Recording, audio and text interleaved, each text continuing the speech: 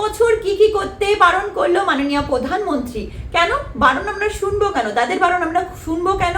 আমাদের যা ইচ্ছা হয় তাই করব, আমাদের যা যা মন চায় আমরা তাই করব, সেটা কখনোই ভাবতে যাবেন না। কারণ আমাদের ভালোর জন্যই তিনি কিন্তু বারণ করেছেন।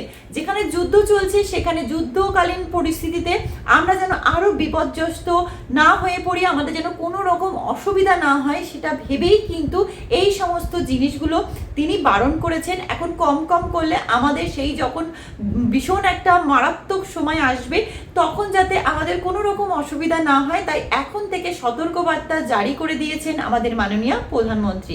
আমরা তার জন্য কি করব, চেষ্টা করব তার কথাগুলো একটু শুনে চলতে, তাহলে ভবিষ্যতে আখেরে আমাদেরই লাভ।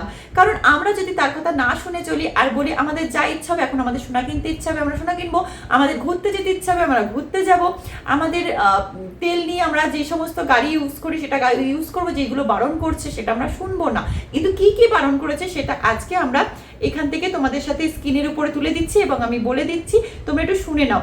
আর বলবো অবশ্যই একটু মেনে চলার চেষ্টা করবে একটি বছর, তাহলে আমাদের আখেরে লাভই হবে। তিনি সেটা ভেবে চিনতে সেই ডিসিশনটা নিয়েছেন। তো প্রথম 1 নম্বর বলেছে 1 বছর সোনা গয়না কিনবেন না, কোনো রকম সোনা গয়না কিনতে বারণ করেছে। যেহেতু সোনা গয়নাটা মানে সোনাটা আমাদের দেশের জন্য নয়, বিদেশ থেকে আসে, বাইরে থেকে আসে, তার জন্য বারণ করেছে। এখন 1 বছর সোনা গয়না কিনবেন না, পরবর্তীতে হয়তো দামটা কমতেও পারে, তো এটা বারণ করেছে। 2 নম্বর বারণ করেছে পেট্রোল ডিজেলের ব্যবহার কমাতে। 2 নম্বর বারণ করেছে পেট্রোল ডিজেলের যে ব্যবহারটা আমরা যাতে একটু কম করি।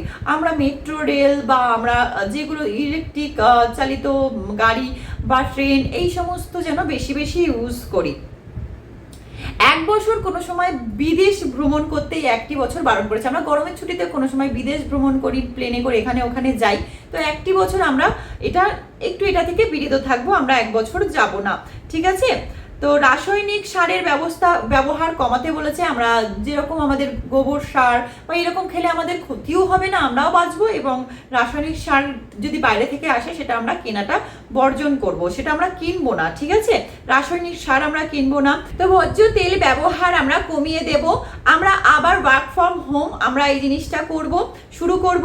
আচ্ছা, বৈদ্যুতিক গাড়ি ব্যবহার আমরা কি করব, বৈদ্যুতিক যে গাড়িগুলো বিদ্যুতের মাধ্যমে যে গাড়িগুলো চলে সেটার ব্যবহারটা করব। আর 8 নম্বর আমরা বিদেশি কোনো রকম পণ্য আমরা কিনবো না, সেটা থেকে আমরা বিরত থাকবো। এই কটা জিনিস যদি একটা বছর আমরা একটু সামলে নিতে পারি, আমরা যদি সেইভাবেই চলতে পারি, তাহলে কিন্তু আখেরে আমাদেরই লাভ হবে।